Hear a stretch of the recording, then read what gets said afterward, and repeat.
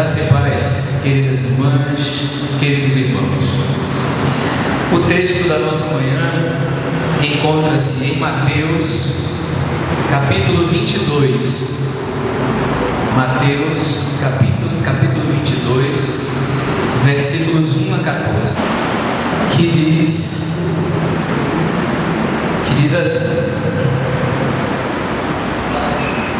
Jesus voltou a falar em parábolas aos chefes dos sacerdotes e aos anciãos do povo. Ele dizia: o reino do céu é como um rei que preparou a festa de casamento do seu filho e mandou seus empregados chamar os convidados para a festa, mas estes não quiseram ir. O rei mandou outros empregados, dizendo: falem aos convidados que eu já preparei um banquete. Os bois e animais gordos já foram abatidos e tudo está pronto. Que venham para a festa. Mas os convidados não deram a menor atenção. Um foi para o seu campo, outro foi fazer os seus negócios, e outros agarraram os empregados, bateram neles e os mataram. Indignado, o rei mandou suas tropas, que mataram aqueles assassinos e puseram fogo na cidade deles. Em seguida, o rei disse aos empregados: a festa de casamento está pronta, mas os convidados não a mereceram. Portanto, vão até as encruzilhadas dos caminhos e convidem para a festa todos os que vocês encontrarem. Então os empregados saíram pelos caminhos e reuniram todos os que encontraram, maus e bons. E a sala da festa ficou cheia de convidados. Quando o rei entrou para ver os convidados, observou ali alguém que não estava usando traje de festa. E lhe perguntou: amigo, como foi que você entrou aqui sem traje de festa? Mas o homem nada respondeu. Então o rei disse aos que serviam: amarrem os pés e as mãos desse homem e o joguem fora da escuridão. Aí haverá choro e ranger de dentes, porque muitos são chamados e poucos são escolhidos. Amém. Então, irmãos e irmãs, como nós estamos acompanhando nos últimos domingos, Jesus aqui no capítulo 22 continua aquela sequência que começa lá no capítulo 21, quando ele entra em Jerusalém, no burrinho, depois vai ao templo, expulsa os vendilhões do templo. Isso já irrita os doutores da lei, os sacerdotes. Mais adiante, depois de expulsar, ele conta uma primeira parábola, isso para os doutores da lei, os chefes dos sacerdotes e os anciãos. Ele conta 3 parábolas, todas 3 são parábolas em que Jesus está ali confrontando os doutores da lei, os sacerdotes e os anciãos. A primeira é aquela dos 2 filhos, em que diz que vai trabalhar na vinha, mas apesar de dizer que vai, não foi. E aquele outro que dizia que iria, que não iria, mas no final das contas foi. E aí Jesus diz que os cobradores de impostos e as prostitutas vão entrar antes de vocês, sacerdotes e anciãos do povo, porque estes cobradores de impostos e prostitutas tinham se convertido à mensagem de Jesus, mas os doutores da lei, os sacerdotes e anciãos continuavam com sua dureza de coração. Depois ele conta outra parábola de confronto aos sacerdotes, aos anciãos. Aí a parábola da vinha e dos agricultores, que o dono da vinha envia empregados também para retomar as terras que havia emprestado, e esses que receberam a terra emprestada não devolvem, matam os empregados desse rei. Depois o rei envia o filho, matam o filho deste rei, e depois este rei repreende e retalia. Também Jesus aí comparando esses que mataram os agricultores, o filho anciãos e os sacerdotes como aqueles que não aceitavam aqueles enviados pelo rei. Jesus estava fazendo um paralelo, que assim, deste mesmo modo, os sacerdotes e os anciãos não aceitavam o Filho de Deus que vinha para trazer a boa nova de vida e salvação, que era o próprio Jesus. E esta parábola que eu li hoje é a terceira parábola que Jesus conta aos sacerdotes, aos chefes dos sacerdotes e aos anciãos do povo. Lembrando que os sacerdotes eram as lideranças religiosas daquela época e os anciãos eram quem tinham o poder econômico. Os anciãos eram os latifundiários daquele tempo, eram os grandes comerciantes, e estes não estavam se agradando com a presença, com o ensino, com a atuação de Jesus. E essa parábola, mais uma vez, Jesus conta para instigar, para provocar reflexão, mas provocar reflexão desafiando, não colocando a sujeira para debaixo do tapete, mas colocando a situação verdadeira para aqueles sacerdotes e anciãos do povo. E aí Jesus começa dizendo que o reino de Deus, do céu, é como o rei que preparou a festa de casamento do seu filho.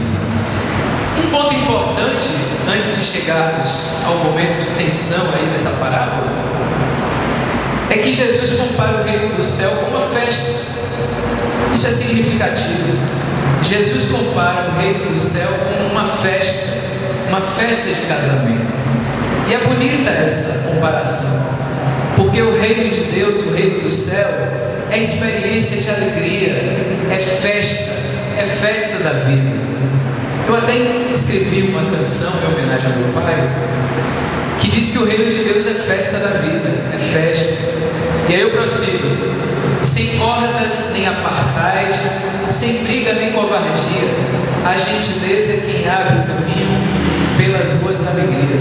Justiça e paz se beijam nas praças e avenidas, brincam velhos e crianças, moços e moças de toda a cor, em liberdade, fé e folia, com todo canto e poesia. Ninguém vai ficar triste sozinho neste eterno celebrar. No pleno amor divino, cantarão enquanto dançam em ti nossas fontes a jorrar. Fazendo uma referência ao Salmo 87, que diz que lá em Jerusalém cantarão enquanto dançam, em ti jorram as nossas fontes, em ti, em Deus. Então é bonito que essa parábola, que vai se tornar tensa no decorrer da história, começa dizendo que o reino de Deus é festa da vida. E diz também que o reino de Deus, que nessa festa há um banquete.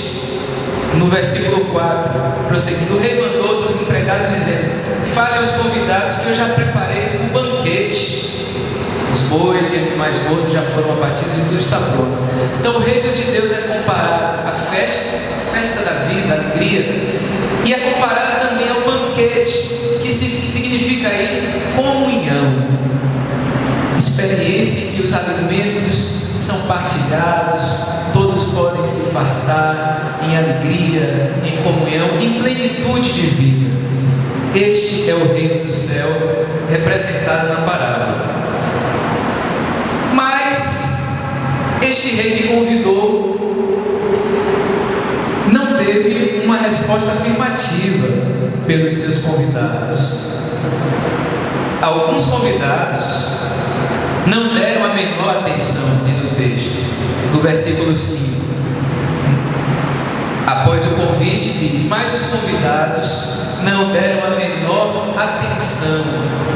Um foi para o seu campo, outro foi fazer seus negócios, e outros agarraram os empregados, bateram neles e os mataram. Apesar desse convite tão maravilhoso ao reino do céu que esse rei faz, um reino em que há festa, em que há alegria, um reino em que há um banquete de graça para todo mundo, um reino de alegria, um reino de partilha, um reino de plenitude divina, um reino de comunhão. Há aqueles que rejeitam esse convite.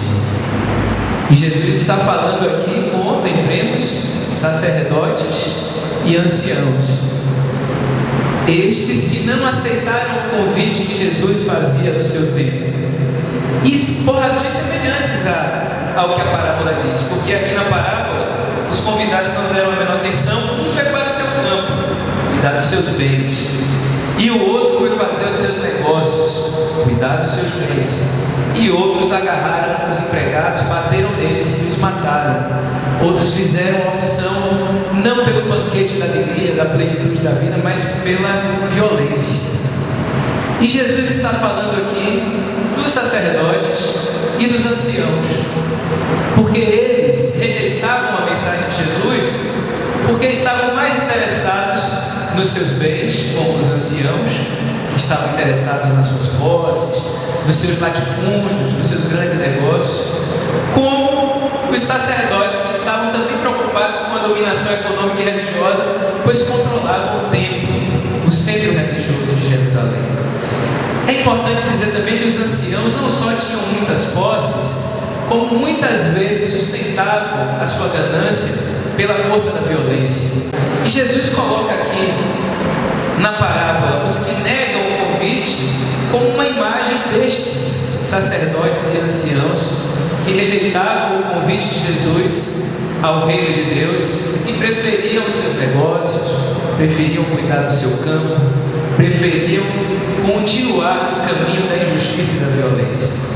Mas prosseguindo, o rei, indignado, disse: olha, na parábola, a festa de casamento está pronta, mas os convidados não a mereceram. Aqueles que Jesus convidou não aceitaram o convite, assim como os da parábola. E aí na parábola o rei diz: portanto, vão até as encruzilhadas dos caminhos e convidem para a festa todos os que vocês encontrarem. Então os empregados saíram pelos caminhos, reuniram todos os que encontraram, maus e bons, e a sala da festa ficou cheia de convidados. Na parábola, aqueles que foram convidados primeiro rejeitaram o convite e não participaram da festa da vida e do banquete da comunhão.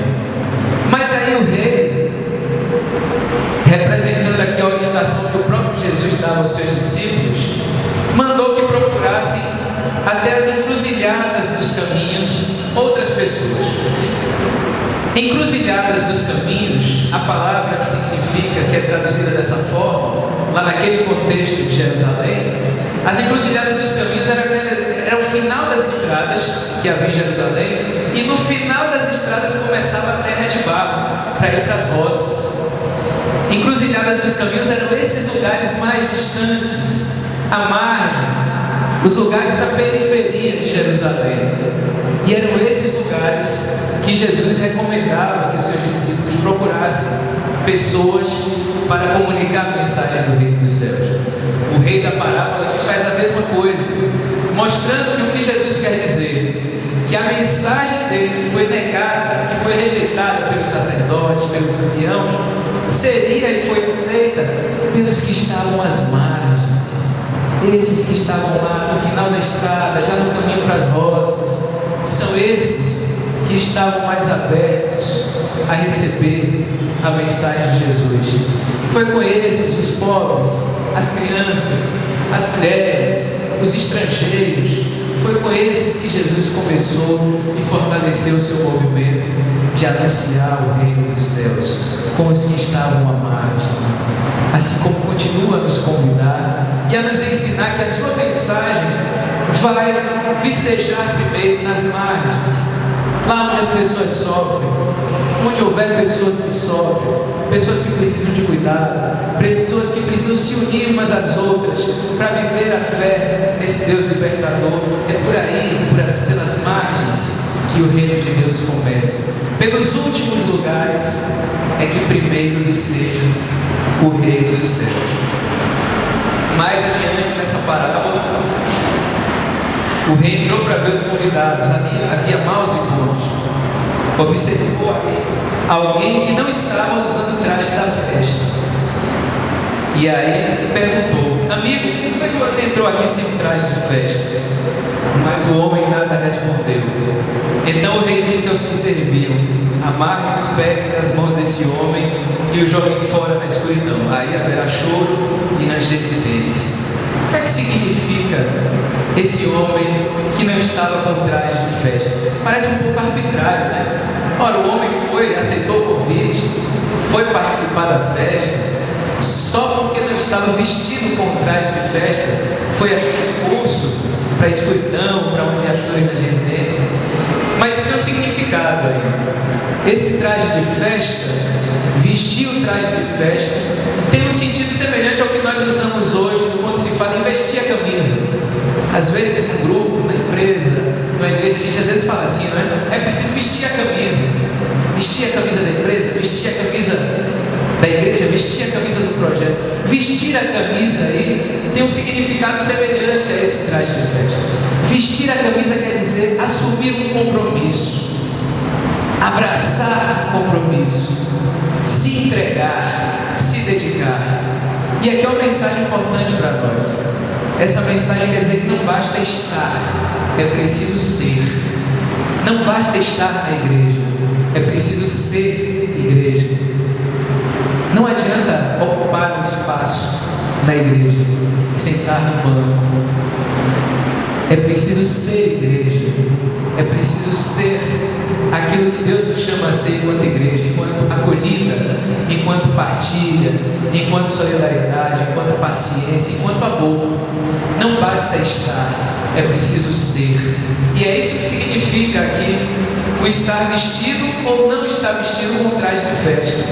Aquele que não estava com traje de festa significa aquele que estava ali, mas que não assumiu o compromisso com o reino de Deus, que não abraçou com dedicação e não se entregou à mensagem e ao projeto do reino do céu.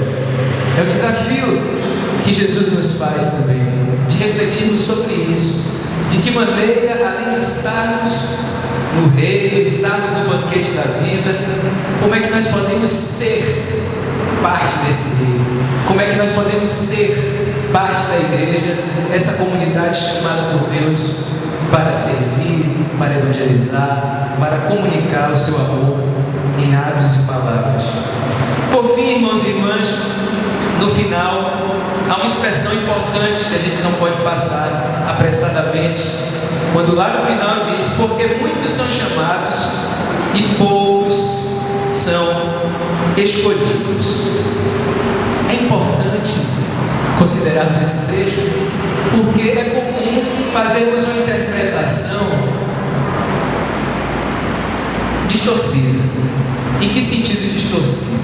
Se nós interpretarmos esse versículo, que muitos são chamados e poucos são escolhidos, no sentido de que para Deus há um pequeno grupo privilegiado, há um pequeno grupo de pessoas mais especiais, ou pessoas superiores, ou mais importantes, e outras não tão importantes assim, é uma interpretação equivocada.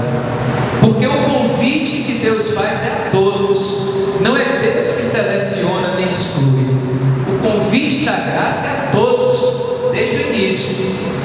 Quem se exclui aí são aqueles e aquelas que rejeitam o convite da graça de Deus. É importante nós lembrarmos o que consta lá em 2 Pedro, capítulo 3, versículo 9. 2 Pedro, capítulo 3, versículo 9, diz assim: o Senhor não demora para cumprir o que prometeu, como alguns pensam, achando que a demora. É que Deus tem paciência com vocês, porque não quer que ninguém se perca. Porque não quer que ninguém se perca, mas que todos cheguem a se converter. O desejo de Deus não é que ninguém se perca. Então não é Deus que escolhe alguns e exclui outros. Esses escolhidos são os que dizem sim ao chamado de Deus, são os que dizem sim ao chamado da graça. Os que não atendem a esse chamado é que se excluem do convite da graça de Deus.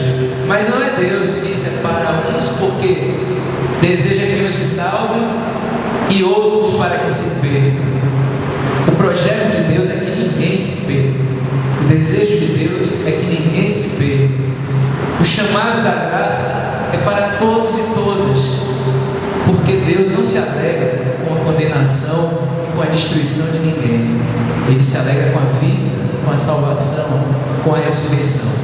Mas como diz em Apocalipse, Ele não arromba a porta do coração de ninguém. Jesus bate a porta, convida. E aqueles que abrirem a porta e acolherem Jesus no coração, na sua vida, Ele com toda a alegria entra, ceia e celebra a festa da vida, a festa da comunhão, a festa da salvação. Então é importante, irmãos e irmãs, quando consideramos que muitos são chamados e poucos são escolhidos, não interpretarmos nesse sentido de que há um povo ou um grupo mais especial, privilegiado, superior a outros. Não. Israel cometeu muito esse erro. Infelizmente ainda é reproduzido hoje quando nós ouvimos alguns discursos sobre essa guerra que está acontecendo lá. Israel não é um povo melhor que ninguém. Nem existe povo nenhum melhor que nem outro. Nem a igreja é melhor que ninguém. As pessoas que fazem parte da igreja não são melhores que ninguém. Porque para Deus, como Pedro reconheceu antes de pregar, lá em Atos, antes dele pregar, ele reconheceu que Deus, para Deus, Deus não faz acepção de pessoas. Deus ama a todos e todas igualmente, deseja que todos sejam salvos e oferece a sua graça a todos e todas. Como diz lá Jesus, ao nos convidar a amar os inimigos, amem os inimigos, porque assim o Pai misericordioso faz. Por isso Ele manda o sol maus e a chuva para bons e maus, porque Deus ama a todos e todas. Agora a resposta ao convite é que cabe a nós dizer sim, para não nos excluirmos desse projeto do reino de Deus, o reino do céu, que é reino de festa, reino de alegria e comunhão, reino de vida e salvação. Então, irmãos e irmãs, que possamos acolher essa palavra de Deus, possamos acolher o convite que Jesus tem para cada um de nós, para que possamos nos alegrar em participar desse banquete da comunhão, dessa festa da vida, que possamos acolher esse convite, não só estar, mas ser igreja, ser discípula de Jesus, não só admirarmos Jesus, como Jesus é maravilhoso, como é sábio, como é o Senhor, como é o Messias, não só admirá-lo, mas como diz João, termos a vida em seu nome, termos a vida enraizada no seu nome e na sua vida, e que assim possamos experimentar a condição de escolhidos, não como melhores que mas pela graça, que pela graça podem dizer sim ao chamado de Deus e assim sermos escolhidos para servir, para amar. Amém.